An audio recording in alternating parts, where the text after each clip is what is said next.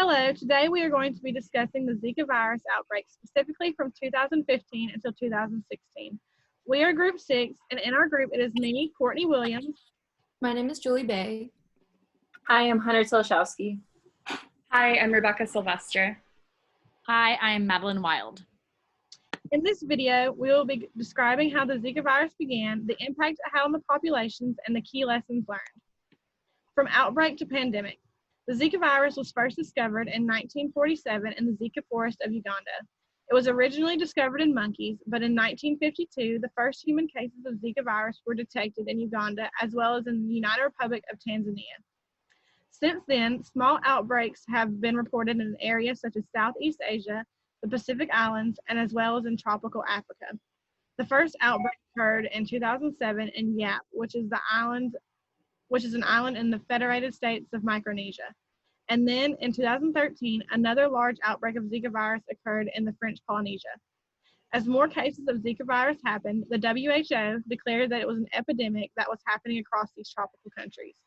From there, the virus continued to spread into different countries across the world, including the United States. And in February of 2016, the World Health Organization declared the pandemic of the Zika virus a public health emergency. On this slide, we have an image of the Zika forest, which is where the Zika virus originated. We also have a map of the Federated States of Micronesia, where the first large outbreak occurred. And in the bottom, we have a map of the countries that have been affected by the Zika virus. When discussing the pandemic, it is important to understand how the virus is transmitted, as well as the symptoms you may have if you contract the Zika virus. The virus is primarily transmitted through mosquito bites, specifically the Aedes aegypti mosquitoes. These mosquitoes are also known to transmit other diseases such as yellow fever, chikungunya, and the dengue virus. While mosquito bites were primarily the way to contract the virus, you could also get it from sexual intercourse, blood transfusion, organ transplants, and pregnant women to their babies. The symptoms of Zika virus are usually pretty mild, and some may not show any symptoms at all. If you are symptomatic, it is likely you will have a fever, rash, headache, joint pain, red eyes, or muscle pain. The symptoms usually last about a week and normally don't require hospitalization, but in severe cases, hospitalization has occurred. While there is no vaccine for the virus or a specific treatment, if you contract the virus, it is likely you're protected from getting reinfected. The virus can be diagnosed through blood or urine testing. This slide shows a great graphic of how transmission can occur, starting with someone getting bit by the mosquito and then having sexual intercourse and then transmitting it to their sexual partner. At this point, the woman could get pregnant and it could have adverse health effects on her and her baby. While the death rate is relatively low for Zika virus, it often comes with many different complications. In pregnant women, it can cause their babies to be born with microcephaly. Microcephaly is when the baby is born with an abnormally small head. This can cause an intellectual disability, speech delay, and may even cause abnormal muscle function. Zika virus can also cause other congenital abnormalities in a developing fetus or in a newborn. The virus can also cause pregnancy complications such as fetal loss, stillbirth, or preterm birth. The virus can also have health issues such as neuropathy, mellitus, and Guillain-Barré syndrome. These three illnesses are more common in adults and in older children. So the Zika virus epidemic heavily impacted South America. The South America population in 2015 was 412,362,681, and in 2016 it was 416,164,856. And then in February 2016, the World Health Organization declared a public health emergency of international concern, and the US population at that time was 322,135,525. So I'm going to talk to y'all a little bit about communicating the risks of Zika. So according to the World Health Organization, risk communication refers to the exchange of real-time information, advice, and opinions between experts and people facing threats to their health, economics, or social well-being. So the World Health Organization currently has a large variety of toolkits and resources for communicating Zika risks to different audiences. Many of these were actually not available in the beginning of 2016, and there are resources as recent as 2018. It makes sense that a lot of these weren't available in the beginning of 2016 because Zika wasn't as big of a threat that early on, and it takes a while to develop resources. So the World Health Organization Zika response first initiated on January 15th when they published a Zika virus fact sheet in 7 different languages. The Zika virus fact sheets were also about microcephaly, Guillain-Barré syndrome, and other vector-borne diseases. And then next, the World Health Organization worked with the World Federation of Science Journalists in early February to disseminate information to 9,000 journalists. So the World Federation of Science Journalists is a not-for-profit, non-governmental organization. They represent 61 science journalist associations and 10,000 science and technology journalists from all over the world. The Federation encourages strong critical coverage of issues in science and technology, environment, health, and medicine, agriculture, and related fields. So more about risk communication of Zika. The Global Response Framework was launched by the World Health Organization on February 17th, and the Global Response Framework's main objectives were detection, prevention, care and support, and research. These frameworks and objectives were meant to be updated quarterly, but I've actually only seen updates they were meant to be updated quarterly until 2017, but I've only seen updates until October 2016. I don't know if these just weren't published or if the World Health Organization decided that it wasn't gonna be necessary to keep doing updates. They also launched the World Radio Campaign on World Radio Campaign Day, which is an international holiday created by the United Nations Education, Science, Cultural Organization. So World Health Organization worked with UNESCO to make 3 radio spots about Zika. The first of which was called Zika Protection from Vector. The second was Protect Pregnant Women. And the third was Zika Avoiding Rumors.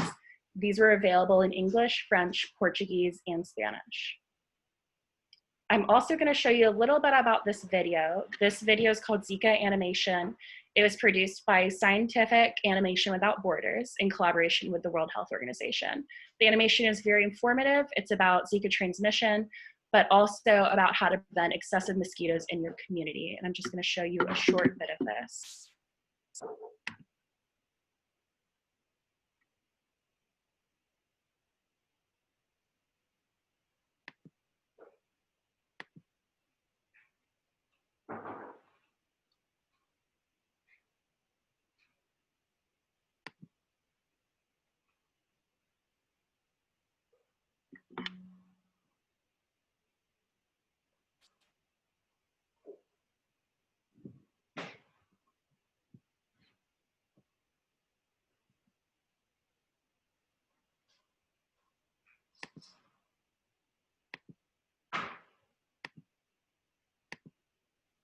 So it's just a short part of the video. The video talks about transmission, but like I said, it also goes into how to prevent excessive mosquitoes in your community.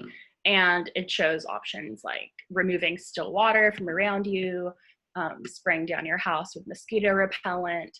It was super informative and available in a ton of different languages. There were also 3 training videos made for all different types of healthcare workers and communities, and that can still be found on the World Health Organization website. As for the response, the World Health Organization uploaded a Zika situation report on February 12, 2016. They developed a strategic response framework, which outlined the objectives after carefully consulting with other partners.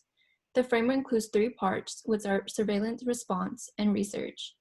The surveillance's primary focus is to provide accurate news that are up to date regarding the Aedes aegypti mosquito, the Zika virus disease, and other complications or abnormalities associated with the Zika virus disease, like neurological syndromes and congenital malformations. Next, the second part is response, which is responsible for engaging and bringing awareness to communities so that way they all understand the risks and severity of the Zika virus disease. Therefore, it promotes healthy behaviors, address stigma, dismiss inaccurate information on the media or any other cultural misperceptions to reduce anxiety among the population. Furthermore, it increases efforts to implement control strategies to reduce the Aedes mosquito populations, access to personal protection measures, and provides guidance and reduce the impact on pregnant women, as well as families with children affected by the Zika virus. Lastly, the research's primary focus is to prioritize the Zika virus research in order to develop potential new approaches to combat the virus. They will investigate furthermore to determine the cause and origin of microcephaly and neurological syndromes, the lingering effects from the Zika virus infection, and any other new diagnostics, vaccines, and therapeutics. The Zika virus is a pandemic that disproportionately affects South and Central America the hardest, as well as areas in Western Africa and Asia. South America experienced over 35,000 new cases weekly during the peak of its outbreak in 2016, while the United States, in comparison, had just over 5,000 confirmed cases in the entire year of 2016.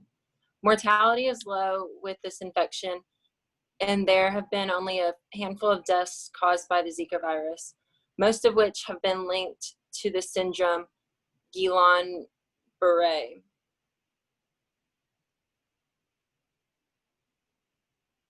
The biggest high-risk population are expecting mothers of pregnant women. Of pregnant women with confirmed Zika cases, about 10% of them had babies with birth defects in the United States. The risk for birth defects decreases the further along in the pregnancy the mother is. There are 5 birth defects that are associated with congenital Zika syndrome, the most common being microcephaly. These defects cause the baby's head to be smaller than expected, and they often experience smaller undeveloped brains, which can lead to many problems like seizures and vision problems, as well as other developmental and intellectual disabilities.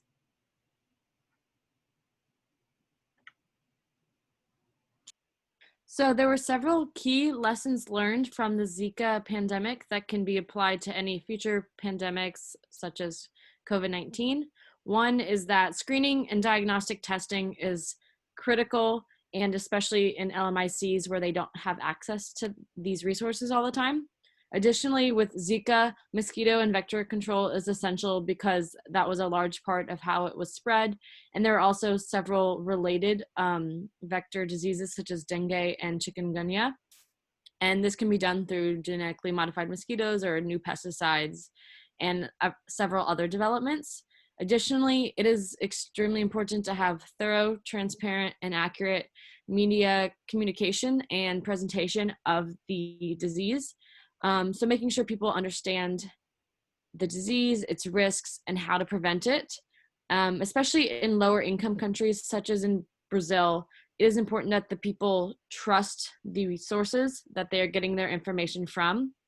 Additionally, international collaboration is very critical to make sure that countries share the data and rising concerns for an issue so other countries and organizations can prepare or help combat the issue. For instance, Brazil had been tracking increases in microcephaly before the World Health Organization was alerted to the issue. And additionally, it is very important to go on the offensive. For now, COVID-19 is a new virus and there's not much known about it.